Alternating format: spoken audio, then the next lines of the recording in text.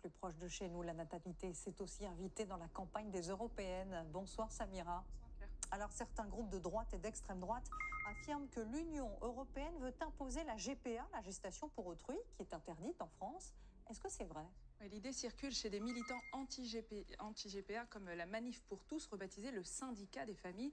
D'après eux, l'Europe impose sournoisement la GPA aux États membres. La droite et l'extrême droite, vous l'avez dit, relayent. Marion Maréchal parle d'un texte qui légalisera la GPA par la méthode insidieuse du petit pas. Alors d'abord, précisons qu'il n'existe aucun texte européen pour légaliser la GPA. Ce n'est pas du ressort de l'Union européenne, c'est aux États de décider.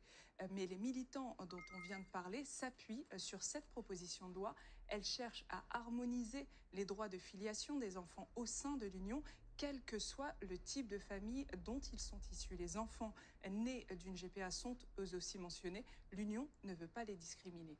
Ce que dit précisément le texte, Anne-Claire, c'est que si un enfant est né d'une GPA dans un autre État membre et que la filiation juridique avec les parents a été établie, les autres pays doivent la reconnaître aussi. Ce texte, on peut se le dire, ne changera rien chez nous parce que cette filiation des enfants nés par GPA est déjà reconnue en France depuis la loi bioéthique de 2021. Mais est-ce que cette loi pourrait indirectement, à terme, réussir à légaliser la GPA et à l'imposer?